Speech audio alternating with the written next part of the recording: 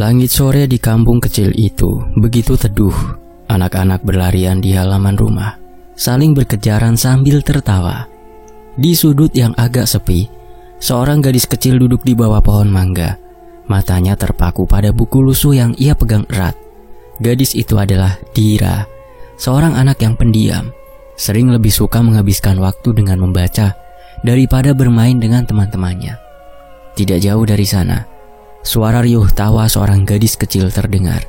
Indah, dengan rambut panjang terurai, Indah berlari menghampiri Dira. Tanpa ragu, ia duduk di samping sahabatnya itu. "Ra, kamu gak bosan baca buku terus? Ayo main ke lapangan, seru loh." Indah menarik tangan Dira dengan penuh semangat. Dira hanya tersenyum kecil. "Aku lebih suka di sini, Indah. Lagian aku gak pinter main kejar-kejaran seperti kamu." Indah tertawa. "Ya, kamu ini. Tapi itu yang aku suka dari kamu, selalu punya dunia sendiri." Persahabatan Dira dan Indah dimulai sejak mereka masih kecil. Meski sifat mereka bertolak belakang, hubungan mereka begitu erat. Indah selalu menjadi pelindung Dira dari anak-anak yang suka mengejeknya karena pendiam. Sementara Dira selalu menjadi tempat Indah bercerita tentang apa saja. Tahun demi tahun berlalu, dan persahabatan mereka tetap utuh. Hingga suatu hari, di sebuah acara kampung, mereka bertemu dengan Rehan, seorang pria muda dengan senyum hangat yang langsung mencuri perhatian semua orang. Rehan baru pindah ke kampung itu bersama keluarganya. Saat pertama kali melihatnya, Indah langsung berbisik pada Dira. "Ra, lihat dia cowok itu, ganteng banget ya." Dira hanya tersenyum malu-malu, meski tidak berkomentar. Ada sesuatu dalam dirinya yang tertarik pada Rehan. Pria itu tidak hanya tampan, tetapi juga sopan dan cerdas.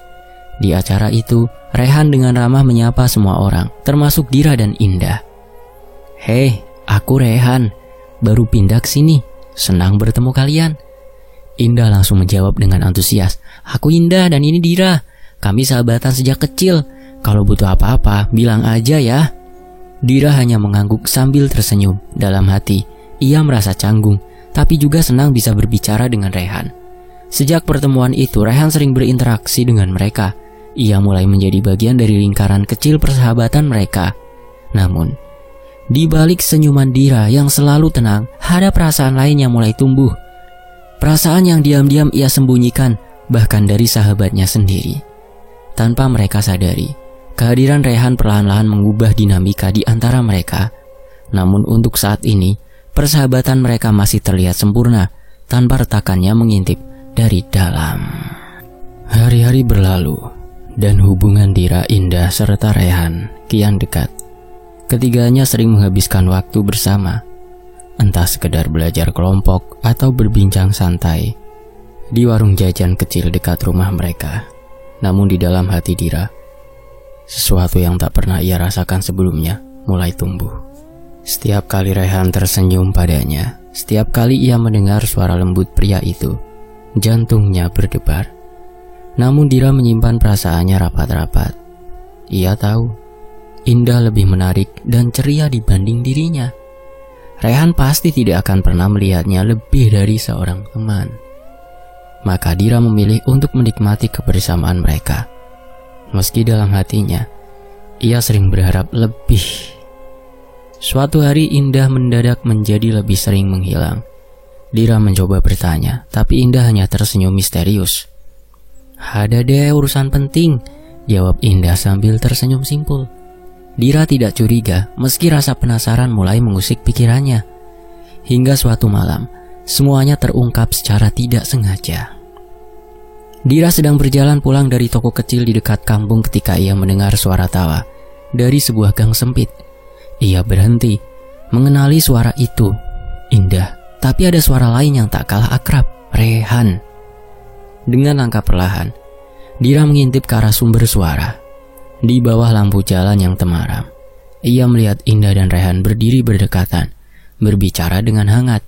Rehan menyentuh tangan Indah, dan sesaat kemudian ia mendekatkan wajahnya ke wajah gadis itu.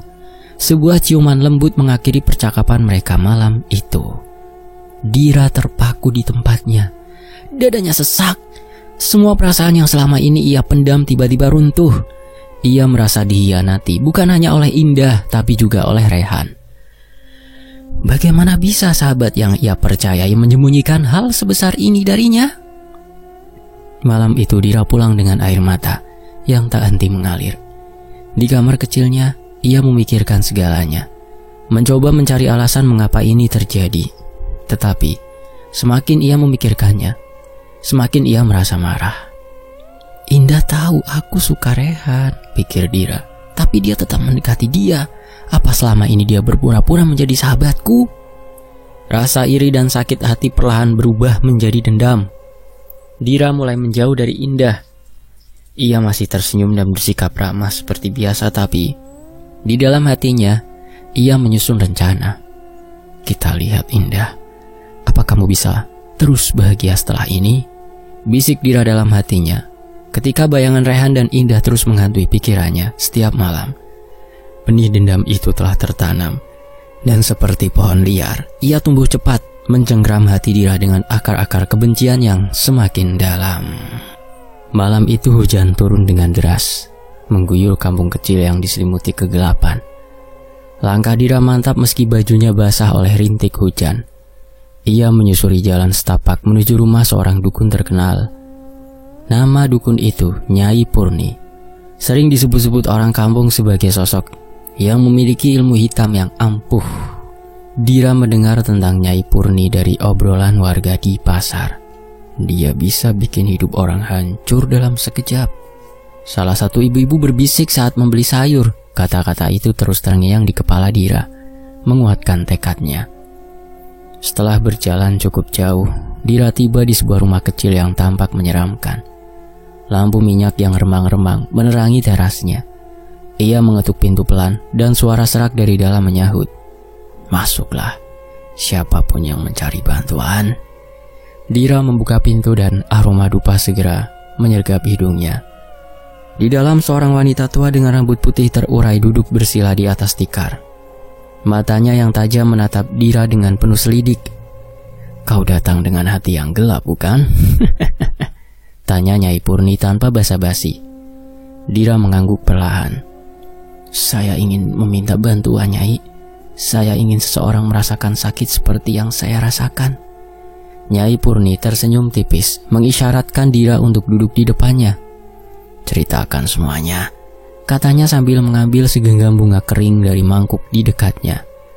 Dira pun mulai bercerita tentang Indah, Rehan, dan pengkhianatan yang ia rasakan. Semakin ia bercerita, semakin besar rasa sakit yang tergambar dari suaranya.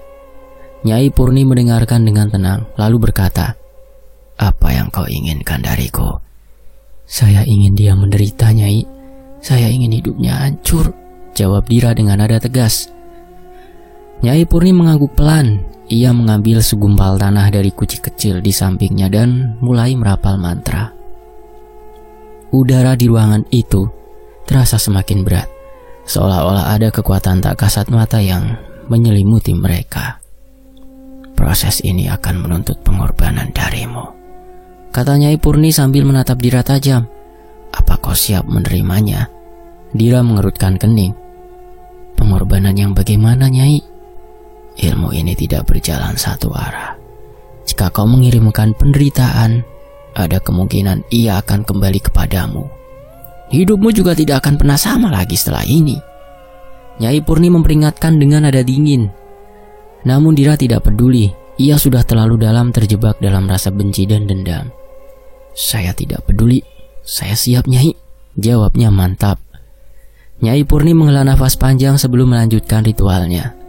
Ia meminta Dira membawa foto Indah, selembar kain milik Indah yang diambilnya diam-diam, dan beberapa jarum tajam. Ritual itu berlangsung hingga larut malam, dengan Dira mengikuti setiap perintah Nyai Purni tanpa ragu. Saat ritual selesai, Nyai Purni menatap Dira sekali lagi.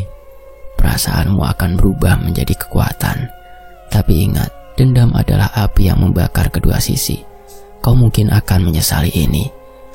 Dira hanya terdiam, tatapannya kosong. Dalam hatinya hanya ada satu pikiran, keinginan untuk melihat Indah menderita. Malam itu ia pulang dengan hati yang lebih gelap dari sebelumnya. membawa harapan yang tidak pernah ia bayangkan akan menjadi awal dari kehancurannya sendiri. Di sisi lain, Indah terbangun dengan nafas tersengal-sengal. Malam itu ia bermimpi berada di tengah hutan gelap, dikelilingi oleh suara-suara aneh yang tak dimengerti.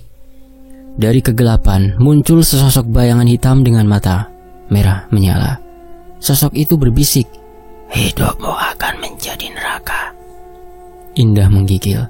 Keringat membasahi tubuhnya. Meski udara malam terasa dingin, ia menoleh ke arah cermin di kamarnya. Tetapi bayangan dirinya terlihat berbeda, lebih pucat dengan mata yang cekung. Hari-hari berikutnya, kejadian aneh terus menghantui Indah. Tubuhnya terasa lemas tanpa sebab. Ia kehilangan selera makan. Dan setiap kali mencoba berjalan jauh, ia merasa seperti ditarik oleh beban tak terlihat. Orang tuanya mulai khawatir, apalagi ketika mereka mendapati Indah sering terbangun di malam hari sambil berteriak, seolah-olah sedang melihat sesuatu yang menakutkan. Gak apa-apa mah, mungkin aku stres aja kali dan mimpi buruk, ujar Indah berusaha menenangkan ibunya, meski ia sendiri tidak yakin. Namun gejalanya semakin parah. Tubuhnya mulai sering demam tanpa sebab dan kulitnya tampak memucat. Sementara itu Rehan yang mendengar kabar ini segera datang menjenguk. "Indah, kamu kenapa? Kamu sakit?" tanyanya dengan nada khawatir. Indah tersenyum lemah. "Aku juga gak tahu, Re. Rasanya seperti ada sesuatu yang salah. Tapi dokter bilang aku gak apa-apa, baik-baik saja, Re." Rehan memandang Indah dengan cemas.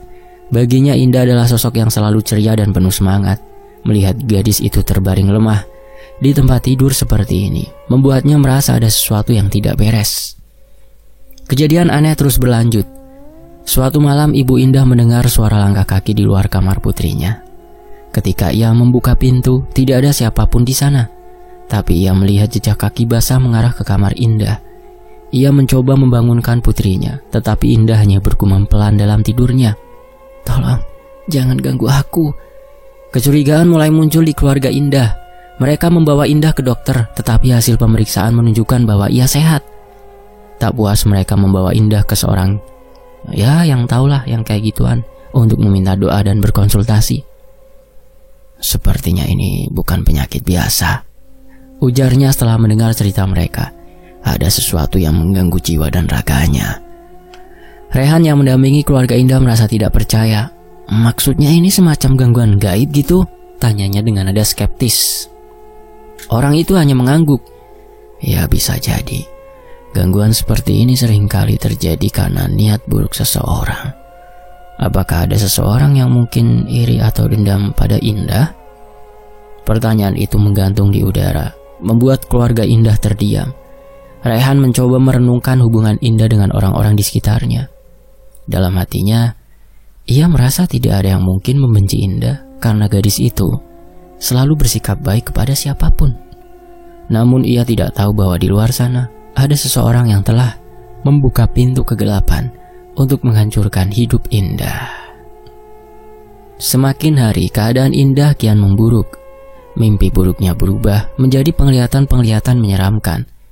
Ia sering merasa ada sosok gelap berdiri di sudut kamarnya, menatapnya dengan sangat kuat.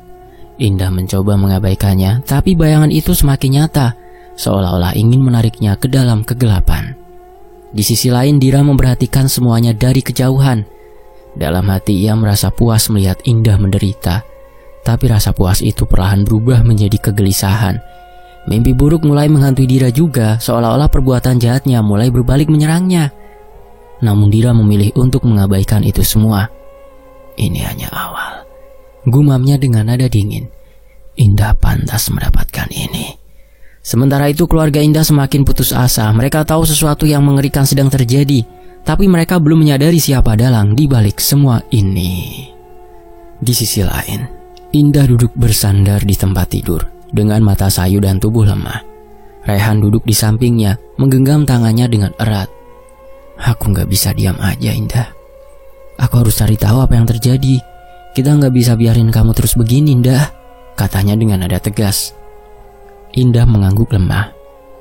"Tapi kalau ini beneran gangguan gaib yang kata orang itu bilang, Siapa yang tega ngelakuin ini ke aku? Rehan tidak menjawab. Dalam hatinya ia bertanya-tanya, siapa yang mungkin menyimpan dendam terhadap Indah? Gadis yang selalu bersikap baik kepada siapapun. Setelah berdiskusi dengan keluarga Indah, mereka memutuskan untuk mencari bantuan spiritual. Rehan mengingat seseorang bernama Hamid yang terkenal mampu menangani gangguan gaib. Keesokan harinya mereka menemui Pak Hamid di rumahnya yang sederhana. Pak Hamid seorang pria parubaya dengan sorot mata penuh wibawa, menyambut mereka dengan ramah. "Ceritakan semuanya dengan tenang," ujarnya. Rehan menceritakan segala yang terjadi pada Indah, mulai dari mimpi buruk hingga sakit misterius yang tidak dapat dijelaskan secara medis. Sementara itu Indah hanya duduk diam, sesekali mengusap matanya yang sembab. Setelah mendengar cerita mereka, Pak Hamid menutup matanya sejenak, seolah-olah sedang merenung. "Dari apa yang kalian ceritakan, ini memang bukan penyakit biasa," ujarnya akhirnya. "Ada energi negatif yang sengaja dikirimkan untuk menyerang Indah." Rehan mengerutkan kening. "Ini gangguan gaib, Pak?" Pak Hamid mengangguk pelan. "Ya, santet teluh atau apapun namanya. Intinya ada seseorang yang menggunakan kekuatan gelap untuk mencelakai Indah. Kita harus segera mengambil tindakan." Pak Hamid meminta Indah duduk di hadapannya. Ia membaca doa-doa dengan suara tenang, namun penuh keyakinan. Setelah beberapa saat, ia berhenti dan memandang Indah dengan tatapan serius. "Indah, coba ingat-ingat. Apakah ada seseorang yang mungkin iri, marah, atau dendam padamu?" Indah termenung. Ia menggeleng pelan. "Aku tidak tahu, Pak. Aku tidak pernah merasa punya musuh." Namun Rehan tiba-tiba teringat sesuatu. "Dira," gumamnya tanpa sadar. Indah menoleh dengan tatapan bingung. "Maksud kamu Dira sahabatku?" Rehan mengangguk ragu. "Aku gak yakin sih, tapi selama ini aku merasa Dira berubah sejak kita jadian loh. Dia jadi lebih pendiam, lebih sering menghindar. Mungkin aku salah, tapi aku rasa dia gak suka sama hubungan kita." Indah tertegun. Ia mengingat kembali momen-momen bersama Dira. Ada sesuatu yang selama ini ia abaikan. Tatapan dingin Dira ketika melihatnya bersama Rehan. Komentar-komentar yang terdengar seperti sindiran dan sikapnya yang semakin menjauh. "Tapi Dira gak mungkin," bisik Indah, lebih kepada dirinya sendiri. "Dia sahabatku sejak kecil." Pak Hamid memandang keduanya dengan tenang. "Terkadang dendam bisa tumbuh dari tempat yang tak terduga. Jika memang dia, kita harus berhati-hati. Tapi sebelum menuduh, ya kita perlu bukti." Pak Hamid memberikan beberapa langkah yang harus mereka lakukan. Ia menyarankan keluarga Indah untuk terus membaca doa-doa pelindung dan memberikan air yang telah didoakan untuk diminum dan digunakan Indah untuk mandi. Setelah pulang, Indah mulai mencari tahu lebih dalam tentang Dira. Ia membuka kembali kenangan mereka, membaca ulang pesan-pesan lama di ponselnya dan memperhatikan pola-pola yang selama ini ia abaikan. Lambat laun potongan-potongan fakta mulai menyatu dalam pikirannya. Sementara itu Rehan mencoba mendekati teman-teman lama mereka untuk mencari tahu tentang perubahan sikap Dira. Dari salah satu teman, ia mendengar bahwa Dira belakangan ini sering terlihat di rumah seorang dukun terkenal di daerah mereka. Malam itu Indah dan Rehan berdiskusi. "Kalau semua ini beneran karena Dira, kenapa dia harus sampai melakukan ini ke aku?" tanya Indah dengan suara bergetar. Rehan menggenggam tangan Indah erat. "Aku gak tahu, Indah, tapi kalau dia beneran sahabat kamu, kita harus kasih dia kesempatan untuk menjelaskan dulu. Kita cari tahu kebenarannya, tapi jangan langsung menyimpulkan." Namun dalam hati, Indah merasa hancur. Kemungkinan bahwa sahabatnya sendiri menjadi dalang di balik semua teror ini adalah sesuatu yang sulit ia terima. Bagaimana mungkin persahabatan yang begitu indah berubah menjadi pengkhianatan yang penuh kebencian? Penelusuran mereka baru saja dimulai, tapi Indah tahu bahwa perjalanan untuk menemukan kebenaran akan membuka luka yang lebih dalam. Indah duduk di kamar dengan segelas teh yang sudah dingin di tangannya. Pikiran tentang Dira tidak henti-hentinya menghantui benaknya. Kecurigaan itu semakin sulit ia abaikan. Mimpi buruk, rasa sakit yang aneh, dan sikap Dira yang berubah akhir-akhir ini, semuanya tampak saling terkait. Ia membuka ponselnya, menelusuri percakapan lama dengan Dira. Sebelum hubungan mereka merenggang, pesan-pesan itu penuh dengan canda tawa. Tapi entah sejak kapan, isi percakapan mulai terasa dingin. Dira sering menghindari pertemuan dengan alasan sibuk. Dan bahkan ketika mereka bertemu, suasana terasa canggung. Indah teringat satu kejadian beberapa bulan yang lalu ketika ia dan Rehan secara tidak sengaja bertemu dengan Dira di sebuah kafe. Saat itu Dira tampak tidak nyaman, bahkan nyaris tidak mau menatap Rehan. Ia hanya berbasa-basi sebentar sebelum buru-buru pergi dengan alasan ada urusan mendadak. Kenapa aku gak sadar saat itu? Gumam Indah pada dirinya sendiri. Di sudut pikirannya, ia mencoba membantah kecurigaan itu, namun semakin ia mengingat detail-detail kecil, semakin jelas bahwa ada sesuatu yang disembunyikan Dira. Sementara itu Rehan tidak tinggal diam. Ia menemui seorang teman lama mereka, Nanda, yang juga cukup dekat dengan Dira. Dalam obrolan santai, Rehan mencoba menggali informasi tanpa membuatnya terlihat mencurigakan. Aku jarang lihat Dira sekarang, kata Rehan memulai. Dia sibuk banget ya? Nanda mengangguk. Iya, katanya sih banyak kerjaan sekarang, tapi aku pernah lihat dia beberapa kali pergi ke daerah kampung sebelah. Kayaknya ada yang dia temui di sana. Rehan berpikir sejenak. Kampung sebelah dikenal sebagai tempat tinggal seorang dukun terkenal. Pernyataan Nanda menambah berat dugaannya terhadap Dira. Ketika malam tiba, Rehan menceritakan semuanya pada Indah. Aku gak bilang ini pasti dia, tapi kalau benar Dira yang terlibat, kamu harus tahu alasannya, katanya dengan nada lembut. Indah merasa dadanya sesak. Kenangan tentang Dira membanjiri pikirannya. Bagaimana mungkin sahabat yang selalu ada di sisinya sejak kecil tega melakukan ini? Aku gak ngerti, Re, kata Indah lirih. Kalau benar dia, kenapa? Apa salahku? Rehan menggenggam tangan Indah.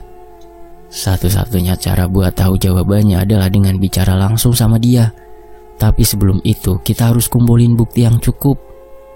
Keesokan harinya Indah memutuskan untuk memeriksa barang-barang lama yang pernah ia simpan bersama Dira di sebuah kotak kenangan. Ia menemukan banyak hal yang membuatnya tersenyum. Foto-foto masa kecil mereka, surat-surat bahkan gelang persahabatan yang dulu mereka buat bersama. Tapi ada satu hal yang membuatnya tertegun. Di salah satu foto ada catatan kecil yang ditulis Dira di belakangnya. Kadang aku cuma pengen jadi yang paling penting buat kamu, Dah. Catatan itu terasa ganjil. Indah mengingat kembali bagaimana Dira seringkali menunjukkan sikap protektif yang berlebihan terhadapnya, terutama ketika ada orang baru dalam hidupnya. Rehan juga menemukan sesuatu yang mencurigakan.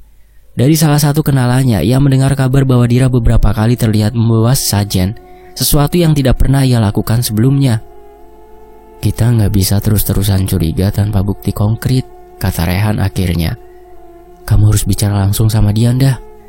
Malam itu Indah menatap layar ponselnya, ragu untuk mengetik pesan kepada Dira, tapi akhirnya ia memberanikan diri. Dira, aku mau ketemu. Ada yang perlu aku omongin, penting. Pesan itu dikirim, dan Indah hanya bisa berharap Dira tidak akan menghindar kali ini. Di balik ketakutannya, ada keinginan besar untuk mendengar kebenaran langsung dari sahabat yang dulu begitu ia percayai. Ketika balasan dari Dira datang, isinya singkat namun penuh makna. Kapan dan di mana? Indah tahu, usaha untuk mencari tahu ini tidak akan mudah, tapi ia juga tahu bahwa jawabannya hanya bisa ditemukan dengan menghadapi sahabatnya sendiri secara langsung. Malam itu Indah dan Rehan tiba di sebuah kafe kecil tempat mereka biasa bertemu dengan Dira di masa lalu. Namun suasana kali ini jauh berbeda. Indah tidak membawa senyum cerah seperti biasanya, dan matanya menyiratkan ketegangan yang tak bisa disembunyikan. Rehan memutuskan untuk menunggu di luar agar perbincangan mereka lebih leluasa. Dira sudah duduk di sudut ruangan, wajahnya seperti biasa tenang. Tetapi ada sesuatu yang aneh dalam sorot matanya. Seperti ia tahu apa yang akan terjadi. Indah mengambil tempat di hadapannya.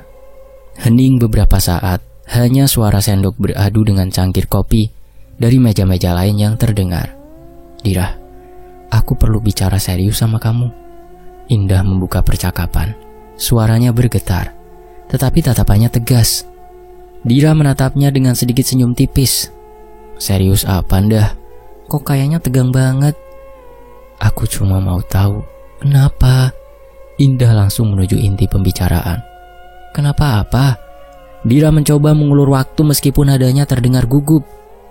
Indah menarik nafas panjang. Kenapa kamu tega ngelakuin semua ini ke aku? Aku sakit, Dira. Mimpi buruk, badan gak bisa gerak. Dan orang pintar bilang ini bukan penyakit biasa.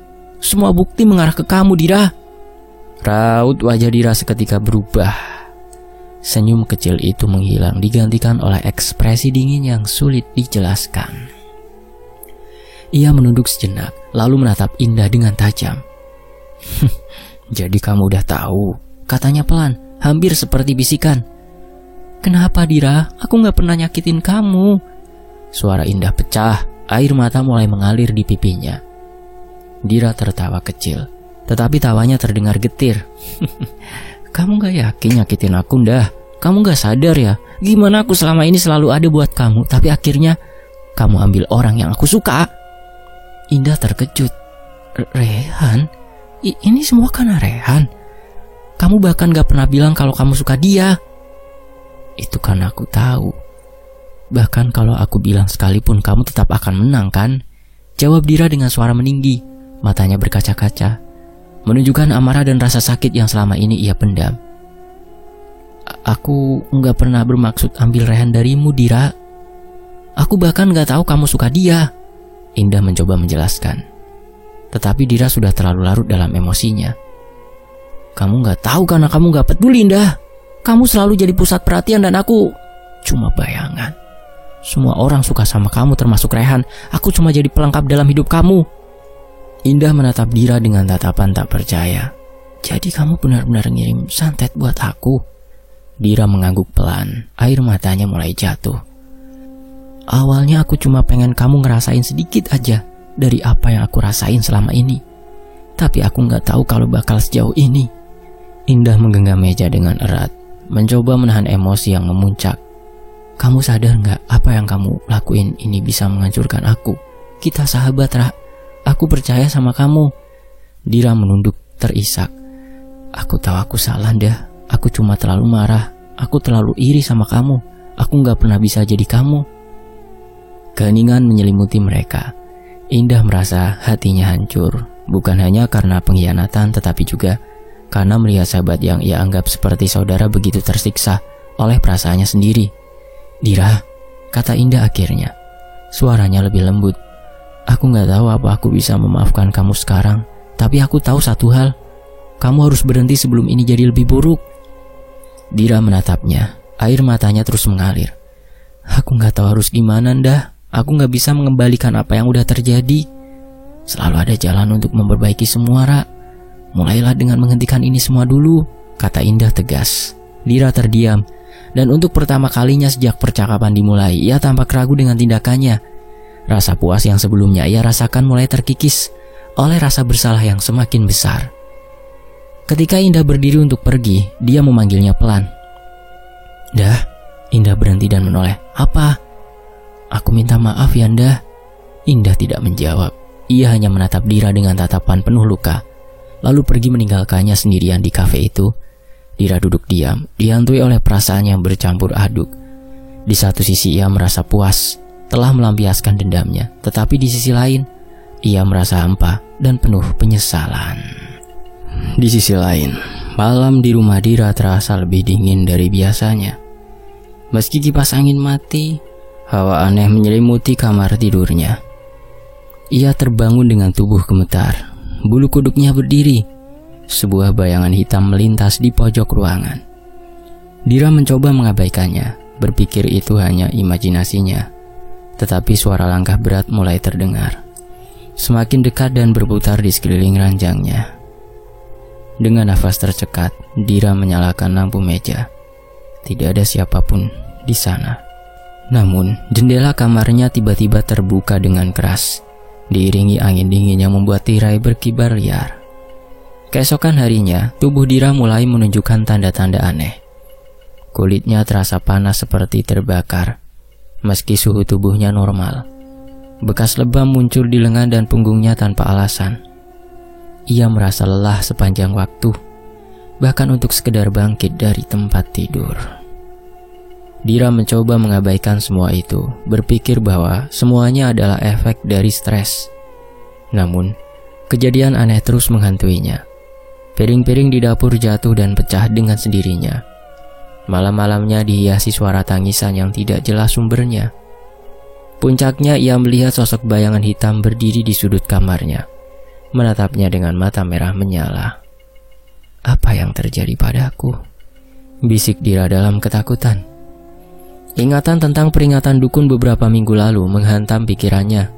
Saat itu sang dukun telah memperingatkan, "Jika kau memilih jalan ini, ingatlah, apa yang kau berikan akan kembali kepadamu dengan dampak yang lebih besar." Tubuh Dira semakin melemah. Ia mulai sering jatuh sakit, mengalami muntah darah, dan sulit tidur karena mimpi buruk yang terus berulang. Dalam mimpi itu ia selalu dikejar oleh sosok gaib yang mengerikan. Sosok yang sama yang kini sering ia lihat di rumahnya. Teman-temannya mulai menjauhi karena sikap Dira yang semakin aneh. Bahkan keluarganya mulai mencurigai ada sesuatu yang salah. Ibunya pernah melihat Dira berbicara sendiri di kamar, seolah-olah ada orang lain di sana. "Dira, kamu sakit. Kita ke dokter ya," bujuk ibunya suatu malam. Namun Dira hanya menggeleng lemah. "Nggak ada dokter yang bisa nyembuhin aku, Bu," jawabnya dengan suara pelan penuh kepasrahan. Dalam salah satu malam terburuknya, Dira akhirnya jatuh ke lantai kamar mandi. Tak mampu lagi menahan rasa sakit di tubuhnya. Ia menatap bayangannya sendiri di cermin.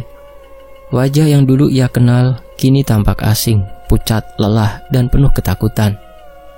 "Kenapa aku ngelakuin ini?" Tangisnya pecah. Ia menyadari bahwa semua ini adalah akibat dari dendam yang ia pelihara terhadap Indah. Rasa puas yang sempat ia rasakan kini berubah menjadi penyesalan yang dalam. Dira teringat masa-masa bahagianya bersama Indah. Tawa mereka saat bermain di bawah pohon mangga, atau saling bercerita tentang mimpi-mimpi mereka di masa depan. Semua itu kini terasa begitu jauh, tergantikan oleh rasa iri dan dendam yang menghancurkan segalanya. "Aku bodoh," bisiknya. "Aku ngehancurin sahabatku sendiri. Aku ngehancurin diriku sendiri." Malam itu Dira memutuskan untuk menghubungi dukun yang dulu ia temui. Dengan sisa tenaganya, ia pergi ke rumah dukun tersebut. Namun apa yang ia temukan malah menambah kepanikannya. "Maaf, Dok," ujar si dukun dengan suara berat. "Aku sudah bilang, ini jalan tanpa kembali. Kau harus siap dengan akibatnya." Dira jatuh terduduk di depan dukun itu. "Tolong aku tidak kuat lagi, Nyai. Aku rela kehilangan apapun asal semua ini berhenti." Sang dukun menghela nafas panjang. "Satu-satunya cara kau bisa menghentikan ini adalah dengan meminta maaf pada orang yang kau sakiti, dan ingat, itu pun tidak akan mudah. Mereka mungkin tidak akan memaafkanmu." Dengan hati yang penuh penyesalan, Dira akhirnya menyadari bahwa hanya pengakuan dan penyesalan tulus yang bisa membantunya keluar dari mimpi buruk ini. Namun ia tahu jalan menuju pengampunan akan menjadi perjalanan yang panjang dan berat. Setelah merenungi perbuatannya dan menyadari jalan gelap yang telah ia tempuh, Dira memberanikan diri menemui Indah lagi. Dengan langkah gontai dan wajah yang dipenuhi rasa bersalah, ia berdiri di depan pintu rumah Indah. Jantungnya berdebar kencang, rasa takut akan ditolak menguasai dirinya. Indah membuka pintu dengan raut wajah terkejut. Kondisi Dira yang tampak lemah dan kusut membuat Indah terdiam beberapa saat. "Dira?" tanyanya, hampir tidak percaya melihat sahabat yang pernah ia kenal. Dira menangis. Suaranya bergetar saat mengucapkan, "Aku minta maaf, Indah. Semua ini salahku. Aku telah melakukan hal buruk padamu. Aku tidak bisa hidup kayak gini lagi." Indah merasakan campuran antara kemarahan, kesedihan, dan rasa iba setelah bertemu di kafe itu. Namun ia tahu bahwa dendam tidak akan memperbaiki keadaan. Dengan suara lembut namun tegas, Indah berkata, "Dira, aku tidak bisa langsung memaafkanmu. Tapi kalau kamu benar-benar menyesal, aku akan mencoba membantumu." Rehan yang mendengar percakapan itu dari dalam rumah muncul dan mendukung keputusan Indah. Kalau kita bisa memperbaiki semuanya, mari kita coba. Tapi, Dira, ini tidak akan mudah, katanya. Indah dan Rehan membawa Dira menemui Pak Hamid yang kemarin menyembuhkan Indah. Ilmu hitam itu seperti belenggu, Nduk, ujar Pak Hamid. Tidak hanya melukai orang lain, tapi juga memenjarakan jiwa yang menggunakannya. Tapi kalau kamu benar-benar ingin bertobat, kita akan coba membantumu. Pak Hamid mempersiapkan ruangan khusus di rumahnya. Ia meminta Dira, Indah, dan Rehan untuk berdoa dan memohon perlindungan kepada Tuhan. Malam itu proses pemutusan pun dimulai. Ruangan yang awalnya terasa tenang mendadak berubah. Suasana menjadi mencekam. Hawa dingin menyelimuti seiring dengan bacaan doa dan ayat-ayat suci yang dilantunkan oleh Pak Hamid. Lampu ruangan berkelap-kelip dan suara-suara aneh mulai terdengar dari sudut-sudut gelap. Dira mulai merasakan tubuhnya berat, seolah-olah ada sesuatu yang mencengkeramnya dari dalam. Ia jatuh ke lantai, menahan rasa sakit yang tiba-tiba menyerang. "Tolong aku tidak kuat," teriaknya dengan suara serak. Indah memegang tangan Dira erat-erat, berusaha memberikan kekuatan. "Kamu pasti bisa, Dira. Kamu harus kuat." Di tengah proses itu, sosok gaib mulai menampakkan diri. Wujudnya besar, hitam pekat, dengan mata merah menyala. Makhluk itu melayang di atas Dira, seolah-olah menolak untuk melepaskannya. Namun Pak Hamid tidak gentar. Ia terus melantunkan doa dengan suara lantang. Menghadapi makhluk tersebut dengan keyakinan penuh. "Pergilah. Tidak ada tempat untukmu di sini," serunya. Makhluk itu mengeluarkan suara jeritan yang menggetarkan seluruh ruangan sebelum akhirnya lenyap dengan cepat. Begitu makhluk itu hilang, suasana kembali tenang. Dira terduduk lemah, air mata membasahi wajahnya. Untuk pertama kalinya dalam beberapa minggu, ia merasa ringan, seolah-olah beban berat telah terangkat dari tubuhnya. Pak Hamid menatapnya dengan lembut. "Ini adalah awal dari perjalananmu, Nduk. Jika kamu benar-benar ingin berubah, perbaiki hubunganmu dengan Tuhan dan dengan orang-orang di sekitarmu, ya." Indah mendekat dan merangkul Dira. "Aku gak bilang ini mudah, tapi aku mau kita coba memperbaiki semuanya, mulai dari awal." Dira mengangguk dengan air mata penyesalan. Ia tahu bahwa perjalanan ini masih panjang, tapi untuk pertama kalinya, ia merasakan harapan kecil menyala di hatinya. Pada subuh setelah malam panjang yang dipenuhi ketegangan, Dira, Indah, dan Rehan duduk di teras rumah Pak Hamid. Suara lantunan zikir pagi dari Pak Hamid mengalun lembut, membawa ketenangan yang telah lama hilang. "Dira, kamu sudah bebas dari belenggu santet itu.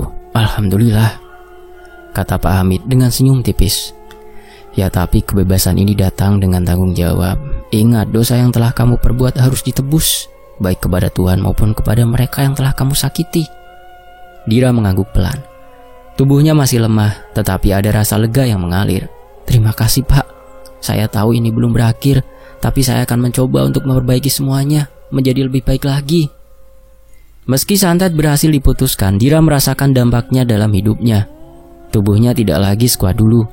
Ia sering jatuh sakit, dan dokter pun tidak bisa menemukan penyebab medis yang jelas. Pak Hamid menjelaskan bahwa ini adalah bagian dari konsekuensi spiritual yang telah dilakukan. "Setiap pilihan memiliki akibat, Nak Dira," ujar Pak Hamid. "Tapi yang penting kamu sudah memilih jalan yang benar sekarang. Jadikan ini pengingat untuk tidak lagi mengulangi kesalahan." Dira menerima semua itu dengan lapang dada. Ia sadar bahwa rasa sakit yang ia alami adalah bagian dari penebusan atau perjalanan menuju pertobatan, penebusan dosa. Dira dan Indah akhirnya berbicara dari hati ke hati. Mereka menghabiskan waktu di sebuah taman kecil dekat rumah Indah, tempat mereka dulu sering bermain saat kecil. "Dira," ujar Indah dengan suara lembut, "aku sudah memaafkanmu, tapi aku gak yakin kita bisa kembali seperti dulu." Dira menunduk, menahan air mata yang mengenang. "Aku ngerti, Indah. Aku gak berharap apa-apa lagi kok selain melihat kamu bahagia. Yang terpenting kamu sudah memaafkanku. Kalau aku bisa mengulang waktu, aku tidak akan pernah melakukan semua ini." Meskipun hubungan mereka tidak pernah kembali seperti semula, ada rasa saling pengertian dan pengampunan yang tumbuh di antara mereka. Persahabatan itu mungkin sudah retak, tetapi tidak sepenuhnya hilang. Dan setelah semua kejadian itu, Indah dan Rehan memutuskan untuk mulai hidup baru, menikah. Mereka pindah ke kota lain, jauh dari kenangan buruk yang sempat menghantui mereka. Dira di sisi lain juga memutuskan untuk meninggalkan tempat lahir dan menata hidupnya di luar kota, di tempat yang berbeda.